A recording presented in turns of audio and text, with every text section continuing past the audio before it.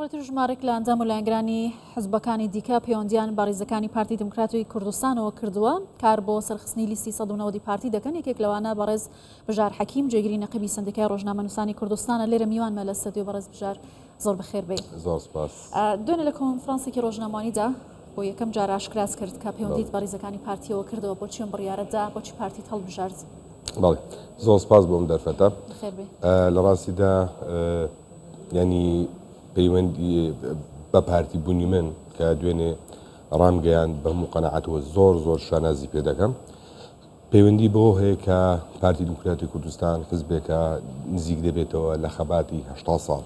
حزبێک 80 ساڵ لەسەر پرسی نەتەوایەتی لەسەر هێڵی نەتەوایەتی کاری کردووە، قوربانی زۆری داوە. بۆیە هەموو نەکرد من هەموو تاکێکی کورد ئەوانەی کە لە دەرەوەی پارتی دموکراتی کوردستانیش ینی وجودیان هەیە دەبێ ئەو حقەتە بزانن کە ئێمە کورد کە پرسی نەتەوایەتی و پاراستنی قەواری هەرێمی کوردستان و قوربانیدان بۆ ئاو هەوا و خاک و نیشتیمان بە فعلی و بە حەقی پارتی دموکراتی کوردستان کردوویەتی.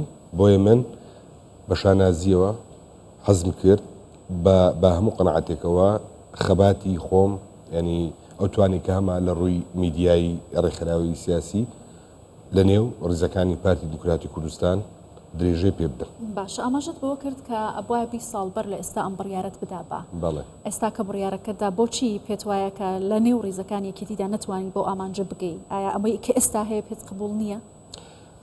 طبعا دوێنش باسم کرد وتم ئەو بڕیاری ئێستا داوامە دەبوایە 20 ساڵ پێش ئێستا بندابە. من باسی ئەوش کرد من 25 ساڵە لە ڕێزەکانی یەکێتی کارم کرد.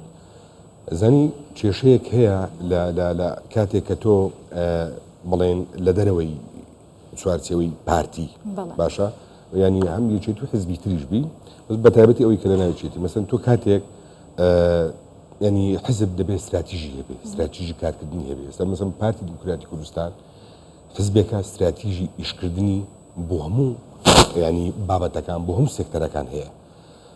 لەسەر مەسەلەی پرسی نەتەوایەتی ڕێی پارتی دموکراتی کوردستان هەمیشە وازەحە. لەسەر مەسەلەی قەواری هەرێمی کوردستان ڕێی سەریح و وازەحی هەیە. قەراری دروست، بەرنامەی دروست، استراتیژی دروست وان لێ دەکات کە تۆ لە دەرەوەی کە یعنی پارتی ئەمە وا سەیرمانە کرد کە ئەمە دەبێ سیرکەین بزانین ئەم حەقیقەتە لەکوێ هەیە.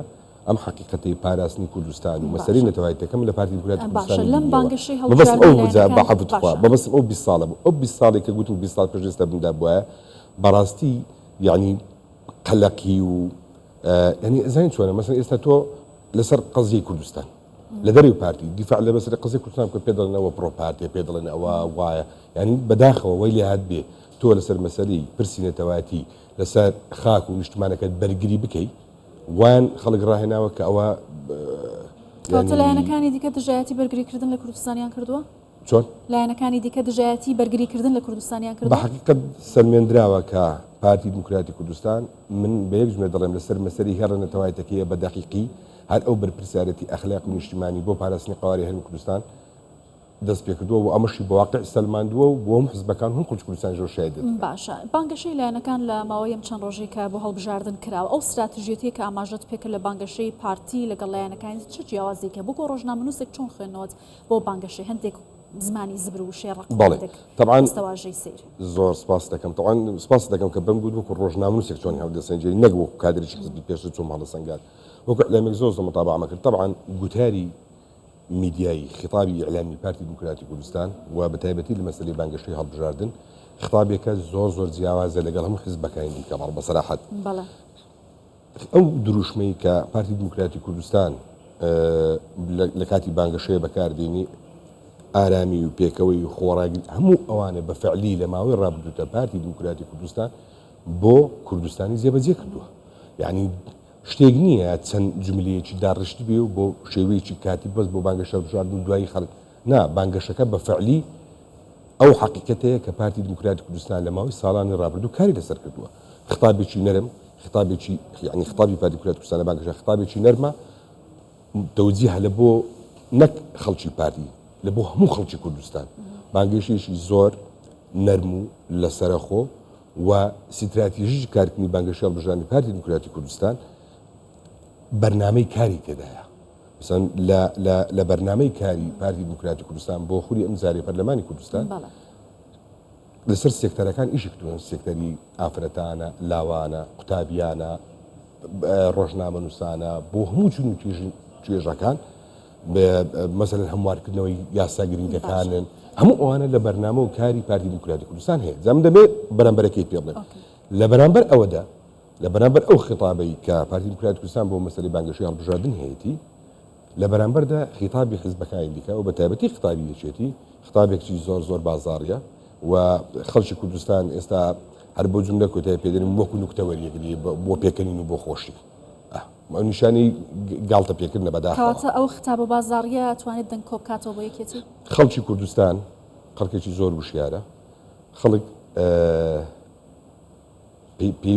یعنی پێویستی بەوە هەیە کە تۆ بەفعلی بیپارێزی نەیفرۆشی. بۆیە ئەو ڕاستیە لە پارتی دیموکراتی کوردستان بەدەست دەبێ و پشتیوان بەخوای گەورە بیستیمان خەڵکی کوردستان دەنگەدا لیستی ١٩ پارتی دیموکراتی کوردستان بۆ پلان و بەرنامە استراتیژیای هەیەە ئینشاءالله سەرکەوتنی زۆر گەورە تۆمارەکە. زۆر باشە.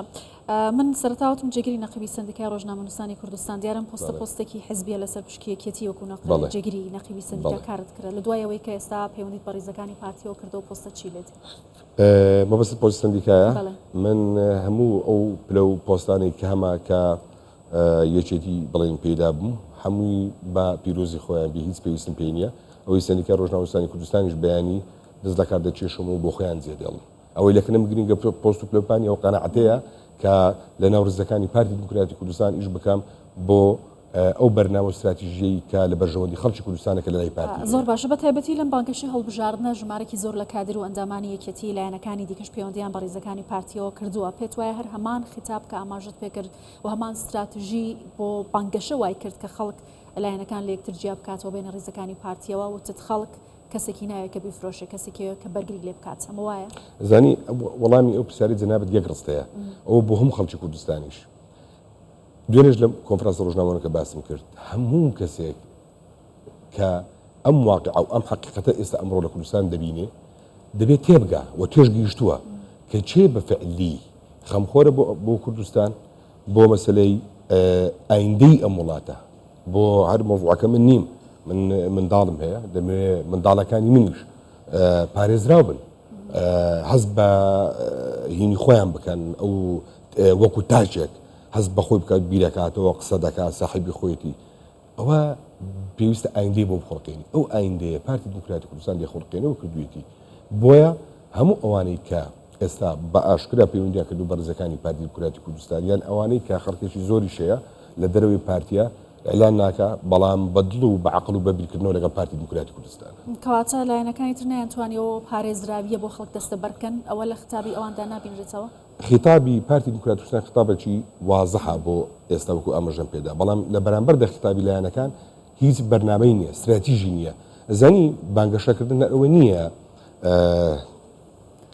ینی بە هات و هاوار و بە مایک فرێدان و ئەوە نابێ خەڵک بەرنامەی دێتەوە خەڵک کاری دێتە دوێ ئەم کار و کردەوەیەکی ئێستا شەیە پارتی دیموکراتی کوردستان مەسەلەی بانگەشەی هەڵبژاردنە خۆ لەمە ڕابردوژە جێبەجێ کردووە لە مەسەلەی کابینی نوێیەم تا ئێستا ئەو هەموو زەخت و فشاری کە لەسەر کابینی نوێ و بەتایبەتی لەسەر خودی جەنابی سەرۆروەزیرانە بوو محققەتە خۆ من قسەی من نییە و لە میدیاە هەموو ئەو فشارانی کە لە نێو خۆ لە دەرەوە و لە هەندێک شوێنی ناوچەی عێراقیش کە ئەو فشاری کە دەخرایە سەر حکوومەتی هەرێمی کوردستان بۆ ئەوەی هەرەسی پێ بنکە نەیانتوانی هەموو ئەو بەرەیە ینی لە بەرامبەر پارتی وەستا بوونەوە پارتی بە تەنیا مایەوە بەڵام بە خۆڕاگرانە توانی هەموو ئەو پلانجێڕیانە لە بەرژەوەندی هەرێمی کوردستان و خەڵکی هەرێمی کوردستان نەگات بۆ پارتی هەر بۆ هەموو تاکێکی کورد بپارێزرێ و ئەم هەنگاوانە دوور بخاتەوە. بەڵێ بەڕێز بژار حەکیم جێگیری نەقیبی سندیکای ڕۆژنامە نووسانی کوردستان زۆر سپاس لێرە لەگەڵ